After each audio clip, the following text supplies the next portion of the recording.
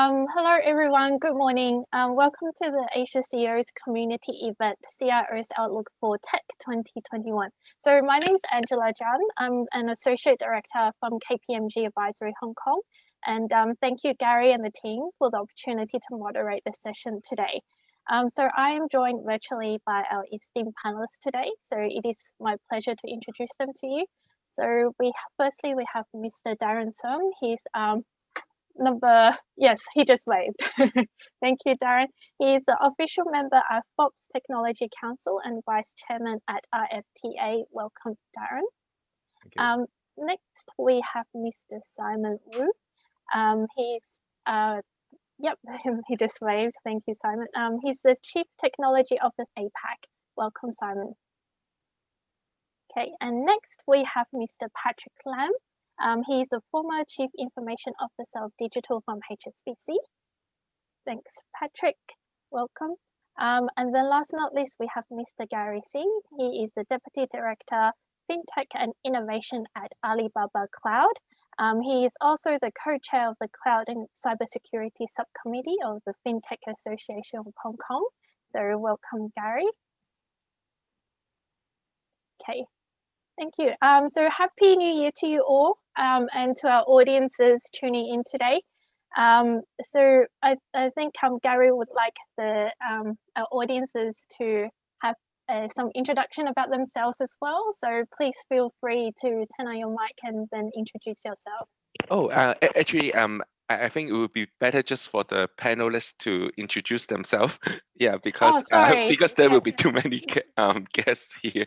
Yeah. Okay, thank you. Yeah, sorry about that. Yeah. So we'll go with Darron first. Thank you.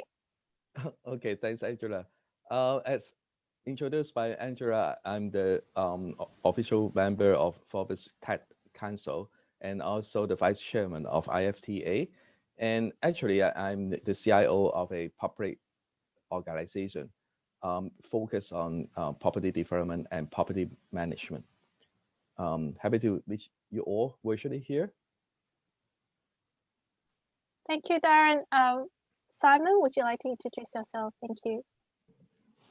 Hey, my name is Simon. I'm currently working in Singapore for Huawei Cloud in the APAC region as a CTO.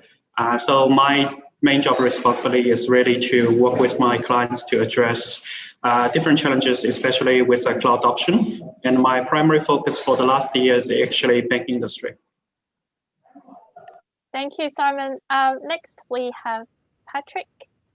Thank you. Thank you, Angela. Good morning, everyone. My name is Patrick, and I've been doing IT for over a decade, 20 years plus, and helping a lot of financial services across the globe. For the last 10 plus years, I've been doing a lot of management for Asia Pacific, especially in Hong Kong and China and Greater China. So I'm here, very delighted to be here, and thank you.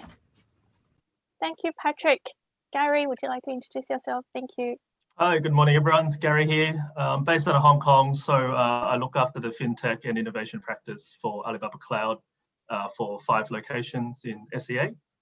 So yeah, it's great to be here. I used to be, had spent a decade in a bank across Asia Pacific. So last 2 years has been over to the technology side. So it's great to be here today. Okay, thank you. So today we're here to discuss a CIO's outlook for all things technology related in 2021. So thanks to our panelists for introducing themselves, and then without too much ado, I'll open up the discussion with our panelists here with us today. So 2020, it has been marked by the global pandemic. And then I think we all learned so much in the past year with working from home and working with our customers remotely. So Darron, the first question's for you. So can you tell us about your experiences in the past year and also the factors that enabled your company to be resilient during the COVID-19 crisis? Okay. I think being digital is the competitive edge of the organizations nowadays. So I believe technology is one of the critical factors. During the pandemic, we need to enable our staff to work from home. So we need a robust virtual desktop infrastructure and collaboration tools such as the instant messenger, to support our staff to work anywhere. I believe that what bandwidth is one of the challenges of some organizations. And also, I'm aware that some organizations even don't have sufficient software license, to support staff to work from home. So luckily, I have a strong team here, and so we can provide sufficient support, infrastructure support, and software support to our staff, so that the majority of our staff can work from home. Even right now, I think over 50% of our staff work from home. Yeah, that really echoes what we're seeing across the board as well. I think it's especially relevant to the companies in Hong Kong. We suddenly kind of thrown into the whole work from home situation, and then with a lot of the companies not really prepared for that. Right. So thank you very much, Darron. How about Simon? So did you see similar things? So what new technology did you apply to solve the business challenges last year? I think Darron is exactly right. So when the pandemic first comes, the first priority is really to make sure that the employees has a secure environment, the safe environment to work from. So with my majority clients, for example, a bank, they have to support 8,000 employees working from home. That means they create a huge infrastructure to deploy the virtual desktop interface. Then after 2-3 months, they realize that there's lots of issues just provision this infrastructure, because people only work 8 hours, so it's a lot of waste in terms of you provision that infrastructure on-prem. There's also security issues, and because of so many people are actually connecting remotely, that also creates a network issue to their existing data center. And then they're thinking about how do we make sure that the employees, when they work from home or remotely, are they actually following the process and disciplines. So after 2-3 months time, they quickly try to implement a lot of monitoring system, try to make sure that people are actually following the rules. And I think after that period, and then my clients start thinking about their customers rather than just internal staffs. For example, in banking, lots of our clients implement eKYC video onboarding process. So that was a huge momentum in terms of adopting, not just remote working, but remote communication with their clients. And this also happens in the education industry. So supporting students, try to access courses online, and then later on, not even just the course materials, also take exams online. So I mean, in various industries, it's always starts from just give people a way to access things remotely, and then actually making it more permanent and a more formal business process to follow. Thank you. Yep. Thank you, Simon. So Patrick, following up from what Simon was talking about with the importance of upgrading our technology for our customers, and then also we're seeing that it's really the pandemic really helped to push to drive for those upgrades. So what was a good technology investment made by your department back in 2020? Thank you, Angela. We actually did a couple of of these innovations for financial services, including banking. So in particular, let me share a few of them. From a data standpoint, we have a lot of massive data management. It's one of the typical data challenges for a lot of banks and maybe an asset management house. Doing so, we need to employ some big data technologies, which would help with the data mining, the data storage, and data sharing. In the new age, in the new digital age, the data would be a very key to the success of many, many organizations here. And I think that is one thing that we have to consider investing from a future-proof technology standpoint. Secondly is on the robotic and AI, right? Because obviously a lot of automation should have been happening a long time ago. is a long time, is overpassed for many years now. And because of the pandemic, because of the various reasons, a lot of firms have been investing in this area. But if we should want to continue using the automation, we have to make sure that there will be sufficient investment in it, and making sure that workers will be able to leverage these like expertise. And last and not the least is on the collaboration with fintech partners, right? I think it is important that for many of our day-to-day activities now, we don't have to reinvent the wheel. We have to really like find a good partner and work with them very closely, especially like, for example, on cloud, on mobile, and on other services. So we should continue to engage and build a very good ecosystem so that these like materials and assets can be maximized, and letting the company to focus on the outcome rather than the task. So I think that would be a very key to success for many organizations in the new digital age. Thank you. Okay, thank you, Patrick. With the increased reliance on technology, I think we're all investing quite a lot in technology with terms of helping our employees to work from home, and then also in terms of serving our customers and driving for innovation. So with this, it also comes with increased cybersecurity risks. So as outlined previously by Simon and also Darron as well. So Garry, maybe can you share some stories from the past year, from 2020, on any cybersecurity incidents and how those got resolved? Thank you. I think cybersecurity incidents happens every day, right? It's whether you're actually aware that it's happening, right? So I think 2020 is very interesting because there's a phenomenon where all of a sudden there's all these new use cases like what the speakers have mentioned, right? Also, whether it's working from home, whether it's going from offline to online in a very short amount of time. So all of a sudden, it exposes a large risk around, not to say that it's that attack never existed, but I think all of a sudden the choices from the attackers are now, there's a lot more attack options to choose from. So I think one of the key things that we saw, so rather from a technology point of view, it's more from a organization education perspective, right? So when you work from home, how do you secure your own working environment? Because some workers may still be using their own machines, for example, or their own mobile phones.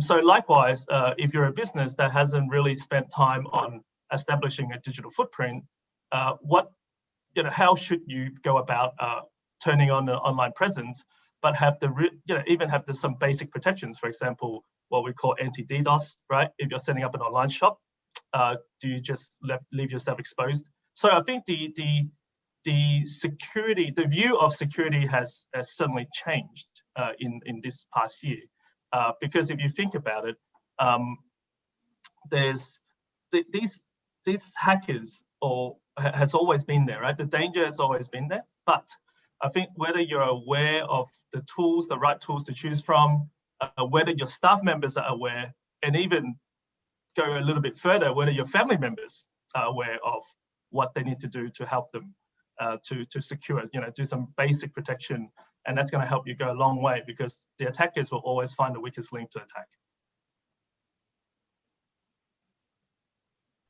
So any tips for us? I mean, how to really secure from the employee's perspective, how would you actually help us to secure the data and then prevent any cybersecurity risks?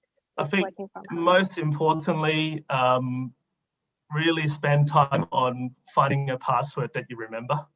I think that's probably the number one. Phishing attacks, right? If you get an email that doesn't look legitimate, if in doubt, don't click it. Just don't try. We can see that I think phishing attack or insider attack is probably the most popular way of getting broken through, rather than brute force attack, actually. Because brute force attack now are the hackers are finding it too difficult, because everyone's now using, for example, some of the cloud providers. They provide very good protection against the brute force attacks. So they find social engineering. That's always the number one. I want to add on actually. I support the view of Garry, and actually in my organization I arrange regular phishing simulation tests for all staff. So any staff click the link in the phishing mail, or even submit their personal information, I need them to attend a compulsory cybersecurity training to make sure they to raise their awareness. I find that it's very efficient, and I highly recommend you guys can consider to conduct this kind of regular phishing simulation tests for your organization. Yeah, maybe I just want to add a little bit more on top of that is, I've seen people now are adopting AI in the security base as well. So instead of, applying security rules, firewalls, they're talking about basically monitoring the user behaviors. So not for personalization purpose, but try to see if there's any abnormal behavior detected. So for example, clicking some, unknown URL, a phishing email, or connecting to a network that was never appeared before. So these are things probably automatically trigger an alert to the management, and that actually help the management actually, enforce the education as well as alert to the employees. They might be doing something that they're not aware of. Right. In fact, in the recent HMA Regulatory Technology Watch newsletter that they've launched, right? So they've launched 5 episodes. The first episode that they launched was actually on cyber defense, of which, the key use cases that HMA talked about was on the sort of behavioral biometric. That's sort of number one. The number 2 is around analytics of logs through the use of AI. And then the third one is really the automation of sort of what we call sort of cybersecurity routines, right? So you can mix, you mix AI in there, you can mix sort of robotic process engineering in there, etc. So you can see it's definitely the change of landscape has sort of put this topic front and center in all C-levels, right? Doesn't actually all organization, I wouldn't say C-levels. And if I could just add my 2 cents, I think one of the very difficult attacks is actually from inside. So there are quite a bit of an insider security risk that we have to deal with. And I think we have to really think about from that point as well, because majority of the external attacks could have been prevented, and also by using different toolings, right? Internal risk is a part of everyone and all the employee in the organization. So I think we have to start with the training, ensuring that all the staffs are really compliant to their day-to-day discipline and integrity. And most importantly is how do we want to train them, ensure that the awareness can be fully deployed so that everyone is really much looking after each other. And secondly, what we can do is also deploying some internal bots, AI bots. So try to screen and make sure that our footprint will not leave any legacy here, so that there will be any vulnerability from outside as well. So preventing outside is important, but also preventing from the inside attack is equally important from my point of view, especially for a lot of the financial service organizations. Yeah. Okay, thank you. Thank you to our panelists for that sharing. I think that was really useful and then really on topic as well. So looking forward to 2021, we all have a lot of learnings from 2020, and but with the fresh start of the year, everyone wants to get some idea on what's going to happen in the new year. So with our panel of tech leaders, it will be really good if you can tell us your #1 technology trend that our audiences should look out for in this year. So maybe we'll start with Garry this time. Is it still something related to cybersecurity that you're predicting this year? Well, I think cybersecurity is always there, right? So I'm not going to use the word cybersecurity, but I'm very, very interested to look into the application of quantum computing, because it's got all implications to a lot of different fields. Yeah, I mean, obviously cybersecurity is one of them. So who can sort of get faster, right? So I mean, are the attackers or the defenders able to master it, right? I would say. So I think that's definitely one that I'm very, very keen to explore further, because I think if you can, I would say you have to master the technology, right? This one is obviously very new, but I think the opportunities are very wide, and then obviously in the Hong Kong context as well, with the rollout of 5G being generally now available, and then if you look at the cost of 5G being pretty reasonable now, right? Actually matching the 4G, if not bringing down the entire 4G costs. So I think also that for not just financial institutions, for across the board, because what it all of a sudden enables us to do is video-based interactions. Now it's going to be no barrier, right? We're not going to be in a conference call and then someone is going to say, "Can you hear me?" or "I can't see you," right? I think that will be a bit of a history soon. As with sort of the mass adoption of 5G. So how we make use of it, I'm still looking at it. I think there's still different industries are looking at different explorations of the use cases. I haven't quite seen a sort of what I call killer use case yet, but certainly, so quantum and 5G is something that I will be watching very closely in 2021.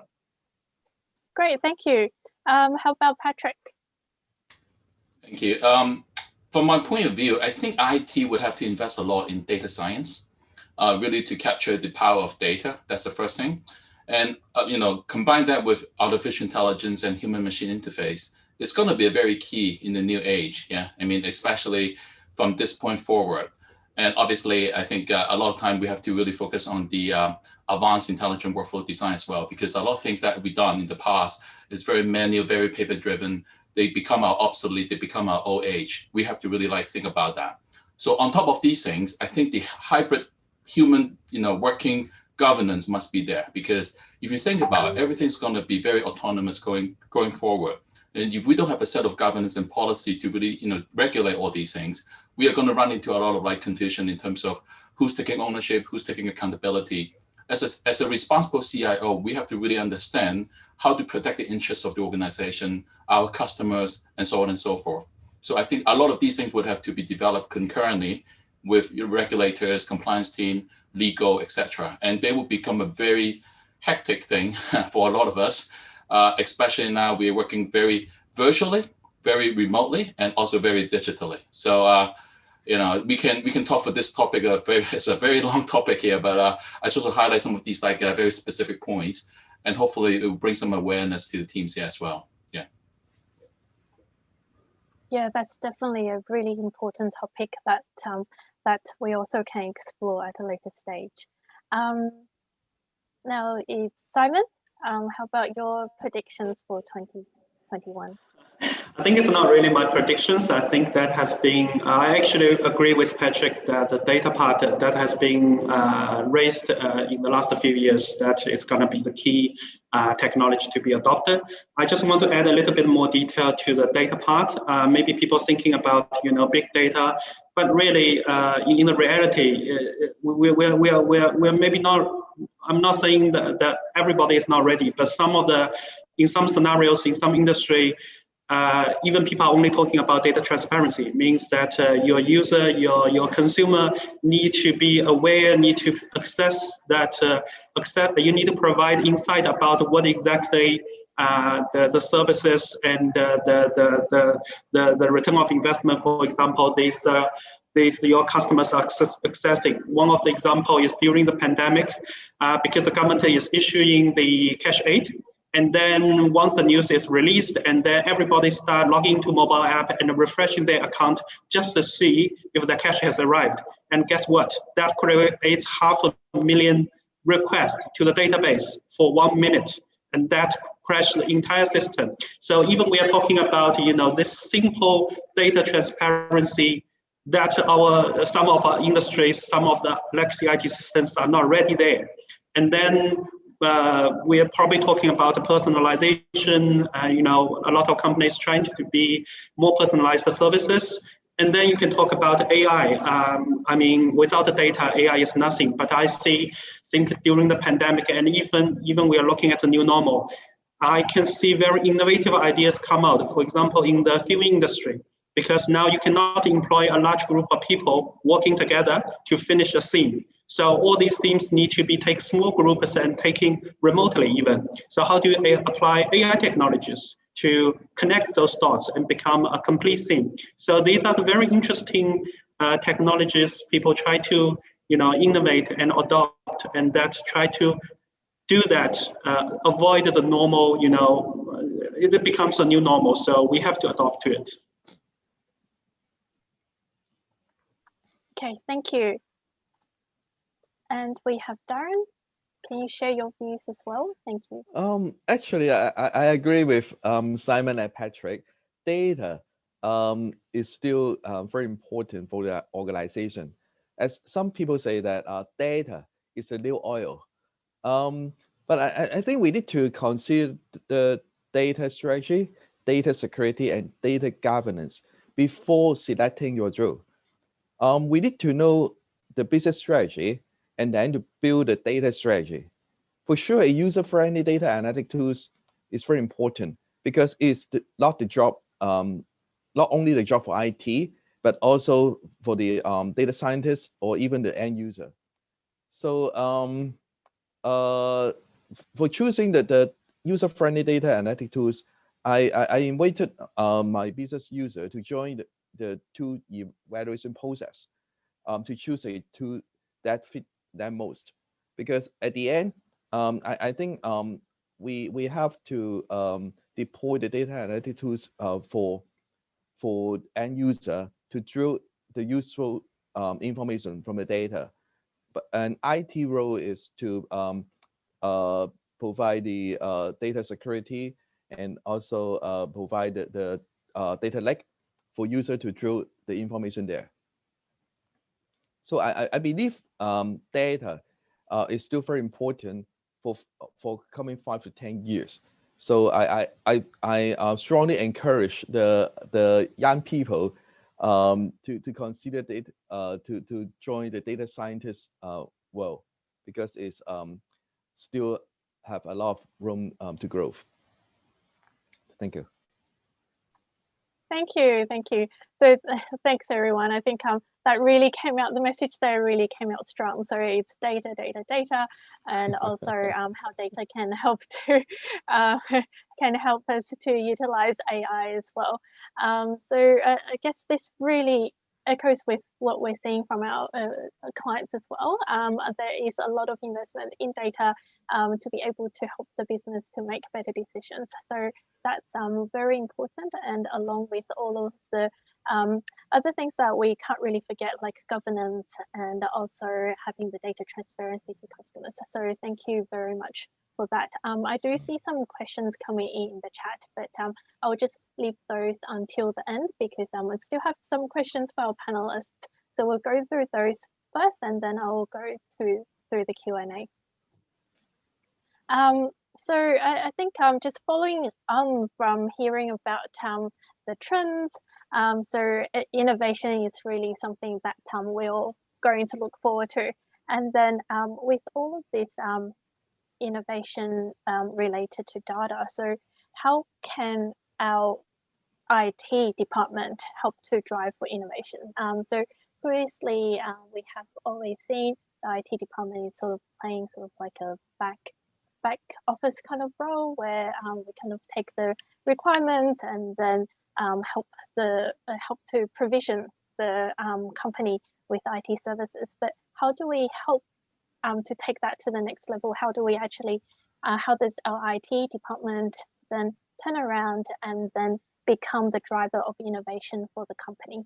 So maybe we'll hear from Darron first. Thank you.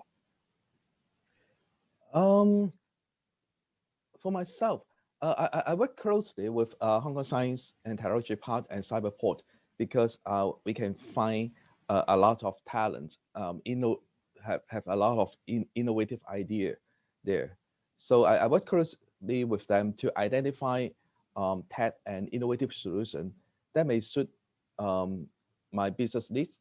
And I will refer these solutions to our top management or the department heads, and see whether they are interested to adopt some of these innovative solutions in our organization. And I also have the regular meeting with Gartner to understand the latest innovative solution, and see if anything I can bring in to my organization for improvement using technology. And last year, I also built a small team on innovative and technology team in my department to identify any innovative solution in the industry, so that I can bring in some solution to automate some of the business process. Because as I mentioned earlier, I am working in a property development and property management organization. So actually, it is a very traditional business that we need to adopt some tech to make the business process more efficient and effectiveness. So yep, that's my sharing. Thank you, Darron. How about you, Simon? How can the IT team help to drive innovation in company? I think from my experience, I've seen mainly two type of I would say two type of approaches. The first approach usually works well with the companies that are so-called internet companies. So basically, their whole business is running based on online and internet technology. So the IT team, most cases, they're not just a support team. So they are the main driver for their business. So for example, I'm currently working one of car listing company online. So their IT team basically, they propose the idea of taking car auctions online, and they want to predict the car valuation based on the statistics, based on the parameters of this car, and based on the big data of the last 10 years. So in this particular companies, it's usually the IT team is actually driving innovation using data, and also create a new business model or business revenue. So that is quite good. But in a lot of cases, we are talking about enterprise. I can see that usually under the enterprise, IT is still a supporting role. But the CIOs may be creating something called Center of Excellence, or innovation lab. So basically, they pull up a bunch of people, maybe from IT team, maybe from other industries. They try to create something. I wouldn't say it's more like a trial, not necessarily going to be adopted soon.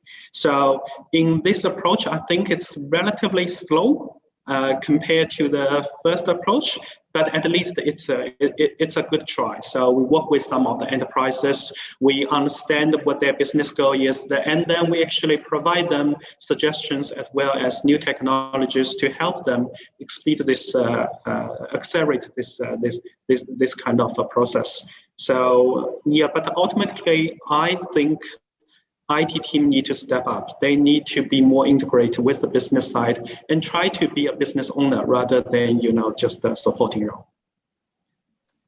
Thank you both, Darron and Simon, for sharing that. I think that really echoes what we're seeing as well. Like, it's very important with our technologists. We do have that edge in that we know about technology and how technology can be applied to business. So it's very good to hear that that you were seeing the trend there as well. And then it's also very good to just reiterate what Simon was saying about that IT, as technologists, we should take more of a business owner role in driving for innovation.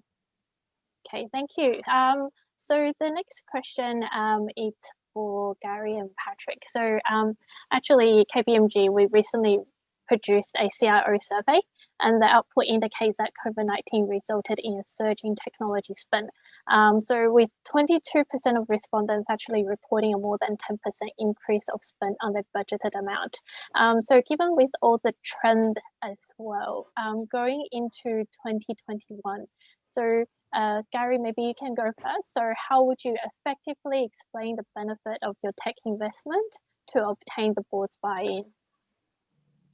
Yeah, so we've been doing a lot of advisory actually to to help customers really, first of all, identify the budget that they need, right? I mean, before they can even talk to the board. So I think one of the key is, I think it just sort of echoes with the points that was mentioned by Simon and Darron before, is as technology partners are stepping into more what I call P&L accountability, right? Really starting to, whether they take over the digital function or the innovation function, what we're seeing now is there's a lot of proactiveness around ownership of the budget, right? Because if you own the budget, you obviously own that particular domain, right? Because the money speaks loudest, unfortunately. So we're seeing now a lot more around what I call sort of I call it limited blue sky thinking, right? So they're obviously tapping into a new domain, but it's also helping their board members understand that due to the pandemic, due to the new normal, there are certain new investments that are now no longer becoming optional, right? So whether it's security, whether it's basic infrastructure that we just mentioned, network bandwidth, all the really cool stuff. But then now it's really around, for example, in the banking context, the remote customer onboarding, having an omni-channel presence. That used to be nice to have, I think. So when physical presence no longer becomes an option, obviously that changes, right? So what we've seen is an acceleration of spend, but I wouldn't say it's necessarily an acceleration of net spend. What I'm saying is an acceleration of diversion of existing budget, which was previously allocated to, for example, branch refresh. It's now been put onto cybersecurity. It's been put onto digital channel, and really, providing the best-in-class sort of experience for the customers. So I think it's a shift, right? I don't necessarily think that the general business environment is still very tough, right? So not a lot of enterprises are actually making more money, right? In fact, they're probably spending less costs. Interestingly, if you look at the insurance sector, their net profit is going through the roof because they're paying out less to their clients, because their clients, for interestingly, one of the side effects of COVID is there's a lot more healthier people because they have more time to exercise, right? So all of a sudden there's this shift, right, of your traditional cost base, where you've previously allocated to paying out people because they're going to go to the doctors, right, to claim. And all of a sudden you're like, oh, they're not claiming anymore because they're not getting sick, right? Because they're not going out. And therefore, now they have money to find, right, to allocate where they can. They're now, so all of a sudden you now see insurance company looking at, IoT devices, how to help people monitor their health even better, right? Giving them incentives to be healthy. And then obviously give them premium discounts, etc. So make it easy for your board to understand why there's a need to rebalance, and why there's a need to accelerate in certain areas, and find it and make it understandable to them, right? Don't talk lighting language, talk the business sense, and hopefully know your business better than they do. Yep, thank you very much, Garry. And then Patrick, you must have helped to drive a lot of those investment decisions in your role. So what factors really helped you to make the decision on investment? Thank you, Angela. For any big organization to really manage their budget effectively, I think one of the ways is to focus on self-funding initiatives. So a lot of the time, the budget has been spent on run the bank versus to change the bank. Probably the ratio is not very balanced here. I mean, a lot of time I see many organizations spending more than probably 40%, 50%, right, just on the run the bank. if you think about it, right, this run the bank initiative doesn't really give you any core values to the organization in terms of the growth. So we really have to cut down on the technical debt of any organization in the long run. And for a company with a long history here, they often have a lot of these like debt that they cannot get rid of, and they will remain there and cost you huge chunk of your entire budget. So for us in IT, what we could do is really like start thinking, what should we do in terms of not just modernizing or rationalizing our infrastructure applications, but at the same time, we have to make sure that these like obsolete thing could have been decommissioned, demised as part of the migration effort here. And that would also means that we can use these like a dollar and reinvest into the Change the Bank initiative. And by doing so, the Change the Bank initiative will give you a lot of like focus on the business outcomes for your customer, for your employee, for your workers, et cetera, et cetera. So I think, going forward, we have to keep a mindset change here, especially on the IT front, because many of us are probably coming from an engineering background, right? So when we were brought up in education in the school, we were told that, this is how you focus on a task, do something, but we rarely focus on the outcome of the business, and we rarely focus on the entrepreneur mindset. So we have to start thinking differently in the new age again, and making sure that we leverage our expertise just to really like get rid of all these like debts that don't belong to us. And I think what we do going forward will help the organization to thrive. And as a result, you have a more satisfied employee and you have more satisfied customer. So I think budget is one of the key points for many big organizations, just a number. But most importantly is that we have to practice that sort of like a discipline every day. I mean, whenever you do, wherever you do. So that's something that I would advise to, any organization, including, a lot of the banks and et cetera, to focus on. And that would give you a huge, jump in terms of making you a big investment, in the years to come. So hopefully that's a bit of my sharing here. Yeah. Well, thank you, Garry and Patrick. I think that was really clear for us. We need to be able to balance between our budget and then also our investment portfolio nicely. So thank you very much for sharing that. I just have one more question. So with people, like our employees, so they're the center of our businesses, and then COVID-19 really drove some big changes to the way that we work. So at KPMG, we're adopting everyone's agile. So I'm actually finding it really beneficial to save that 2-hour commute and put that into my work instead. So what has it been like in your companies? And then how will your employees work in 2021? So Darron, would you like to share with us? Thank you. I think that the new model, say the work from home working model, will become the new model of many organizations. So I think it's good for the well-being of the staff actually. So I think we need to use technology to help the staff can work closely as they work in office. Say we need to provide some collaboration tools for instant messenger, for some sharing, and also the VC facility, so that the staff can work anywhere as they work in office. So I think one thing I doubt, and also I think we need to work with the human resources about the bonding of the team, because we work too long for work from home, and I quite believe in coming few months we still need, the majority of our time still need to work from home. So I think we need to strengthen the team bonding. Because we are all human beings. Some of my staff tell me that they feel lonely when they work at home. So that's why I think we need to do some virtual team building. in coming year to strengthen the team bonding. And I think we still need to identify some tech solution to conduct some say the webinar. So right now we are still using some traditional Zoom meeting, say for this webinar.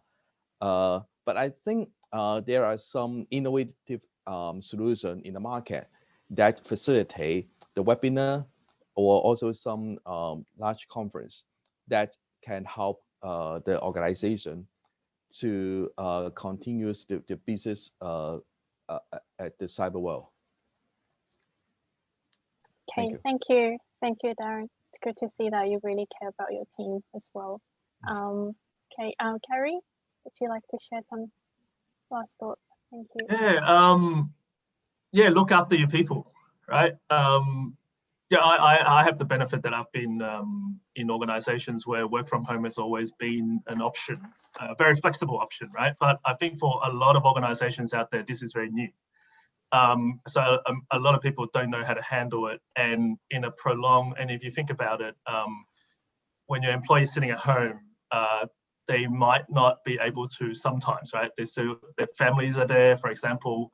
So there's a lot of other situations that your employee is likely to be managing when they're at home as well, right? For example, I told my kids until 10:30, no one can knock on the door, right? But it doesn't stop them from knocking on the door, for example. So I think, like Darren has said, yeah, we have to recognize that no matter what tools we have, of course, you know, at Alibaba, we've got great tools that allow over 100,000 people to work online, right, and do conferences, etc. But the engagement is never the same. Like, for example, today, right, if we were to do this in a physical place, it's so much easier just to say hi even to my panel speakers or to the audience here, right? So we have to recognize that there's a danger of fatigue as well, because if you look at the way we engage now, because it's so easy to click a button, right, or tap on the screen, I want to call someone, I want to send someone a message, all of a sudden you may find that in a prolonged period of working at home, you're probably taking a lot more calls, significantly more calls, and it's probably back to back to back. And people expect that because you're working from home, oh, you must be able to take my call, right? There's all of a sudden this shift of expectation, right? So be able to, as an organization, support your employees, of course, but also yourself, right? I think you need to put discipline into your calendar, for example, and force yourself, you know, have a routine. You know, set some time to eat lunch, set some time to go out, right? Or else you'll find that, you know, I looked at my step count 2 days ago, it was horrible, right? It was like 50 steps for the whole day, right? It meant that I literally did not leave my chair, which is very bad, right? I mean, in reflection, I think it's terrible. But yeah, so all I can say is it's going to continue. I think for at least 6 to 12 months, in my opinion. So yeah, look after your team, look after yourself. Thank you, Garry. Simon? Yeah, I think Darren and Garry has summarized well. So the work from home tooling is very much important. I think one of the problems with many organizations at this stage is when they start this working from home approach, they adopt tools that are basically isolated from each other. So you may have Zoom for you know, conference calls. You have your email to check daily emails. Then you might have another thing like a WeChat or something to send text messages to your clients or to your colleagues. So everything is basically breaking to pieces, and that really created lots of efficiency problem as well as you know, risk of information security. So I think Garry probably will agree with me, like organizations like Alibaba or Huawei, we have created like a super app that basically integrate all the information system to a mobile application where basically allow us to work from anywhere. and have access all the information just like that you are in office. So that actually very much well prepared for like a pandemic, but a lot of organizations are not, and that's still a long way to go actually for their employees to have a friendly environment to work efficiently and also, communicate efficiently. Great, thank you, Simon. Patrick? Yeah, I think the pandemic that we are looking at or we are facing at today is going to stay with us for a very long time to come. I don't think it's going away anyway. So I think that would probably become our new norm in my own sense. So what we have to do is, from one of my previous organizations, we talk about something called healthiest human system. And this is something about how do we connect with the teams and people and our customers. And most importantly, although we have a lot of toolings today to help us with like conferencing, collaboration, etc., but it lacks that level of human touch when you think about it, right? Because you probably see your colleagues over the Zoom, over the VC. You probably talk to your customer over any other mobile or smart devices, etc. But again, you don't have that, the sense and the touch with the people, and you're lacking that. So I think what we have to do is probably continue to look after our people, continue to have that, check in with the teams, right? Making sure that we communicate, talk to them at the level that you can really connect with them. Not like you're telling them what to do as a manager to them, subordinates, etc. You really need that level of human touch to help them go through that emotional sense, the sentiment, and especially during the COVID, a lot of people have a fatigue working from home as well. I mean, yeah, we can go out for exercises, we can go out for a lot of different things, but we still need that level of touch with people. I mean, that's why we have a human system here. We have a human community here. That's why we need to connect with each other. So I think I would urge people to think, what can we do? Really spend some time even on a one-on-one with the team. You don't have to do it every day, every week, but do it, monthly or something. That would give your employee, your staff, a lot of great support, and they can see you, they can feel you, they can touch you. I think that would also give them a lot of strength to combat, what we are dealing with today. And again, I think that the sense that I'm getting at is like everybody will be going that direction either way. I mean, it's not just from me. I think we're already practicing that, but we need to continue to do that because obviously my belief is that this is going to be the new norm, and we just have to face and deal with it. And that would be my advice again. Yeah. Thank you very much, everyone, for sharing that. I think that's all really practical and good tips for us. So we move on to Q&A, and then I think we just have time for one question. So appreciate if you can go quickly on this one. So I'm picking one that's quite, I think is quite on topic. So this one is, what will be the roles and responsibilities of CIO to handle cybersecurity, 5G, big data, AI, and fintech? Maybe we start with Garry. That's a big question for a quick answer. Yes, can you give us a quick one? Okay. I would say they should be the one driving the adoption. Okay, thank you. Simon? I think to adopt the new technologies, you have to find a way to push it through. So the best way I think to push it through is to find a new business model or a new return of investment strategy. So the CIO's role is really to justify that to the board and to the team. Thank you. Patrick? If I could use two words, I think one would be accountability. That's definitely a part of the CIO's job to do. Secondly, is be a role model, because I think we have to practice what we do other than just telling people what to do. So in my own sense, again, taking full responsibilities of the success and failure is absolutely important in the adoption here. Thank you. And Darron?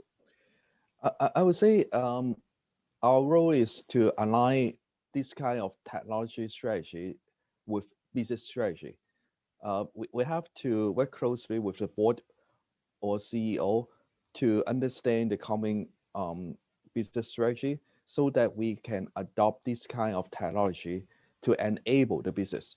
And also because of our tech knowledge, we have to propose the control framework to ensure that we can mitigate the risk incurred by this kind of technology.